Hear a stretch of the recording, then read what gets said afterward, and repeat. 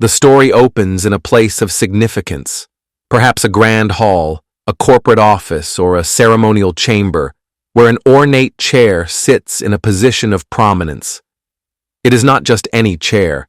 It is a masterpiece of craftsmanship, adorned with intricate carvings, plush upholstery, and perhaps even a faint golden sheen that catches the light just so. It is the kind of chair that demands attention, the kind that seems destined for someone important. And yet, despite its undeniable presence, there is something undeniably off about it. A small, elegantly lettered sign rests beside it, reading, "Do not sit." The chair is pristine, untouched. No dust gathers upon it. Someone must clean it meticulously, yet no one has ever been seen using it. Visitors pause, glancing at it with curiosity, but they obey the sign without question. The chair is both an object of fascination and an unspoken rule, a silent monument to something no one quite understands. The atmosphere around it is peculiar. Some treat it with reverence, as if it holds some sacred purpose.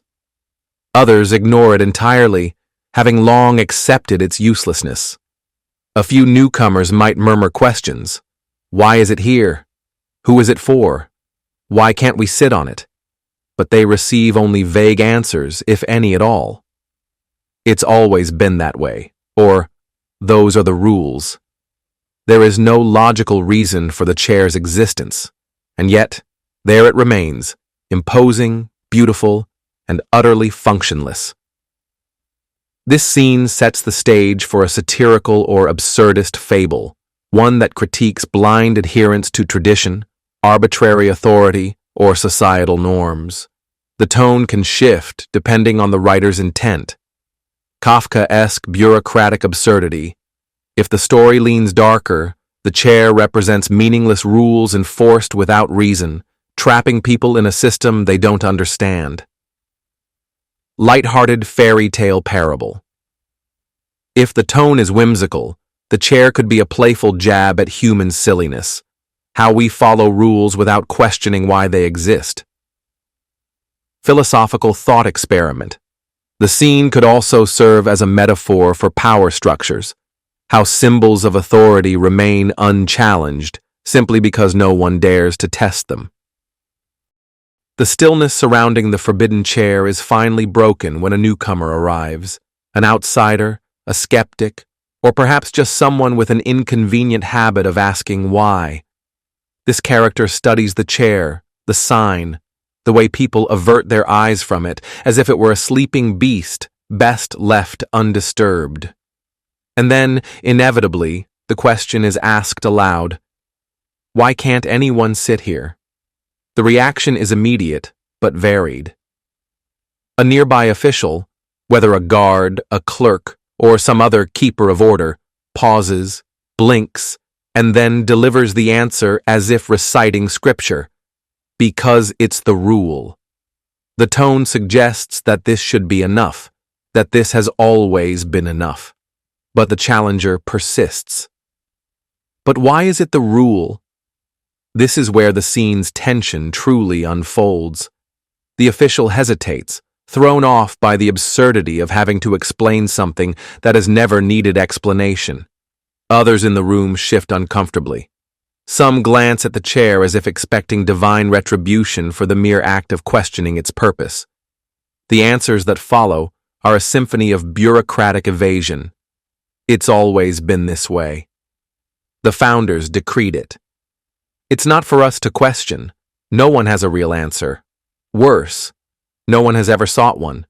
The rule exists because the rule exists, and that has always sufficed. The challenger, unsatisfied, reaches out, not to sit, not yet, but to touch the chair's armrest, testing the waters. A gasp ripples through the room. The official lunges forward, not violently, but with the frantic energy of someone who has spent a lifetime guarding something without ever knowing what it was they were guarding. "You can't do that!" "Why not?" Silence. The air in the room grows thick with tension as the challenger's fingers hover over the forbidden chair. Every eye is locked onto them, some wide with horror, others burning with silent anticipation. The official's warning still hangs in the air, but it's too late. The moment of defiance has come. With deliberate slowness, the challenger lowers themselves onto the chair. What happens next depends on the story's tone, but the outcome is never simple. The chair lets out an undignified creak, then collapses instantly into a pile of splinters and velvet. The challenger tumbles to the floor, unharmed but stunned. The room is dead silent. Then, the whispers start. It was just a normal chair. All this time, and it wasn't even special? The officials exchange panicked glances. The rule had never been about the chair's power. It had been about the illusion of power. The challenger sits amid the wreckage, laughing, while the bystanders slowly realize they've been fools. The emperor had no clothes. The chair had no purpose. The challenger's backside barely grazes the seat before the enforcer sees them. There is no trial, no explanation, only swift, disproportionate punishment. Perhaps they're dragged away screaming. Perhaps the chair itself does hold some curse, and the challenger vanishes in a puff of smoke, leaving only silence behind. The onlookers shrink back, chastened. The official straightens their coat and says coldly, "Let this be a lesson." No one meets their eyes. The chair remains untouched, its mystery intact, its power reinforced through fear. The moment the challenger sits, the room shudders. The chair glows faintly, and a voice, ancient and echoing, booms. "Finally, one who dares." The chair was never forbidden because it was dangerous.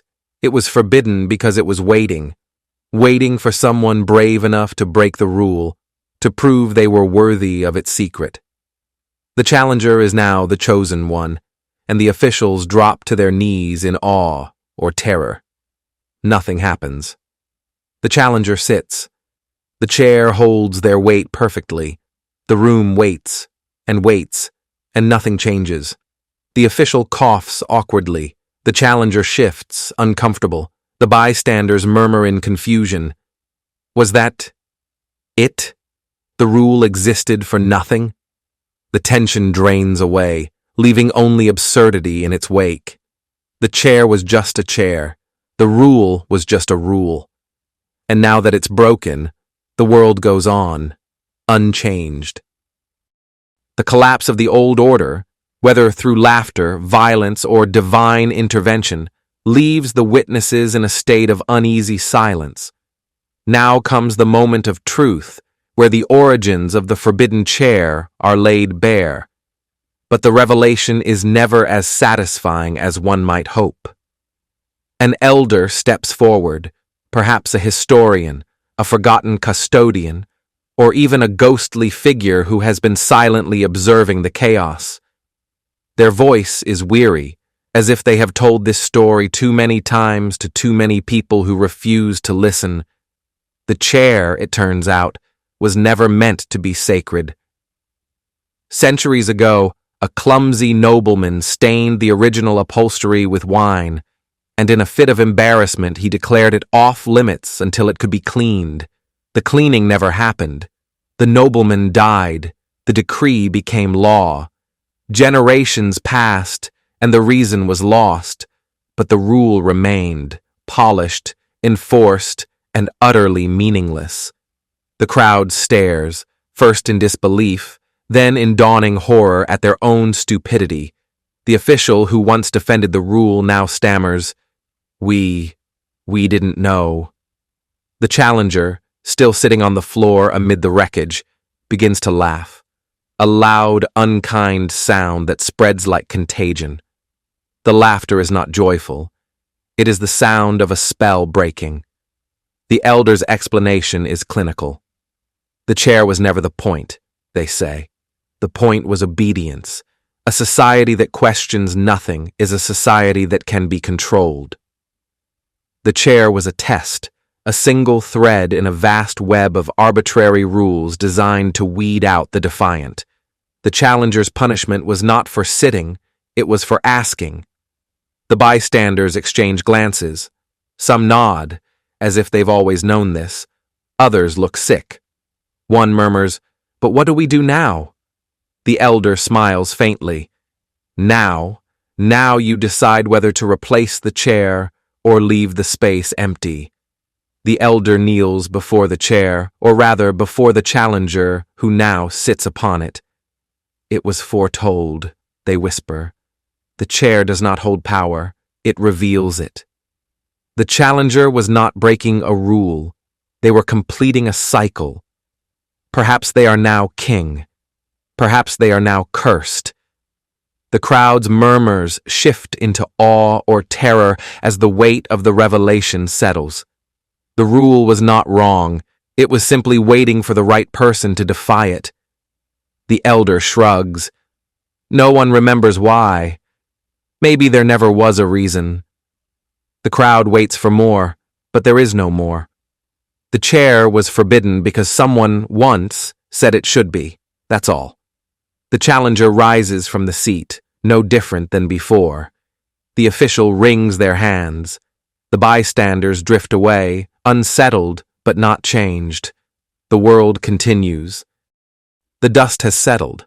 The chair, whether shattered, sanctified, or simply ignored, has revealed its truth. Now the witnesses must decide what comes next. This is where the story's soul truly emerges, not in the act of defiance itself, but in how the world changes or refuses to change in its wake. The hall buzzes with nervous energy.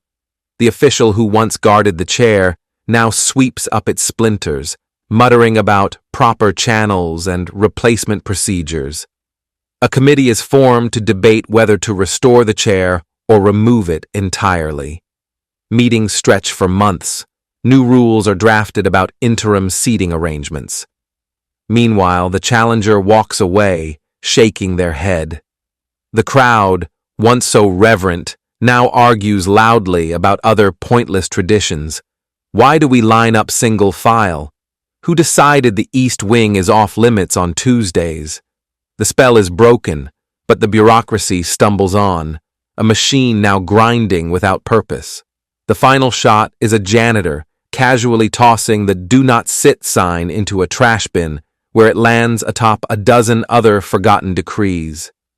By dawn, the chair is back, identical, pristine, as if nothing had happened. The challenger is gone, erased from records, their name unspoken. The official stands at attention, chin raised as a new crowd files in. A child points to the chair. Their parent hushes them sharply. The sign gleams, freshly painted. "Do not sit."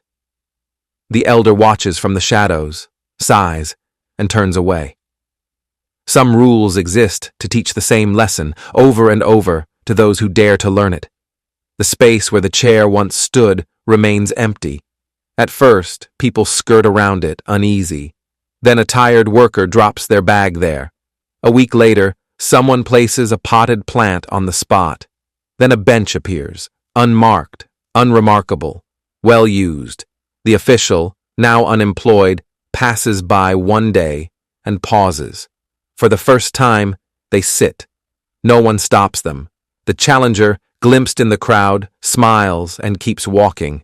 Years pass. The chair is forgotten.